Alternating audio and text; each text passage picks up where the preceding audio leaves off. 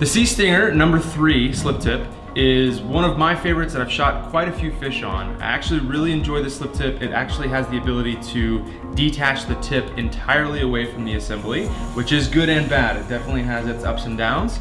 But going through this guy, after you shoot your fish, punches through. This blue collar right here is actually what the tip uses to catch the fish, and then it turns completely sideways so that you can have a nice big area of not letting your fish tear through the slip tip.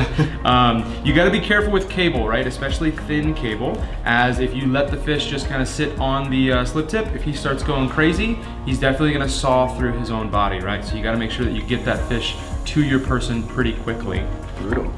Getting the slip tip off once you've had your you've landed your fish, there's a little groove inside of the collar here itself, and what you're going to do is you're going to line the ball of the cable up with that groove. So you're going to spin this guy right to there, and then it simply pulls right out and completely disconnects. Very, very simple. And then all you do is grab the tip itself and pull the cable through the fish. So really easy, but when you're reassembling this guy, you want to make sure that that groove is still lined up with the hole that's on top here.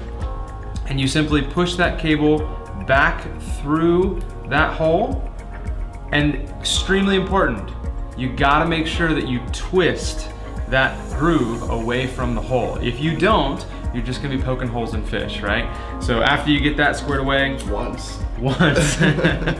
After you get that squared away, you pull this guy down, and that locks that back in. You notice the little bit of a kink right here in the cable, and that's what's actually helping you hold this tip on as you hold it upside down to let it not fall off before you shoot your fish.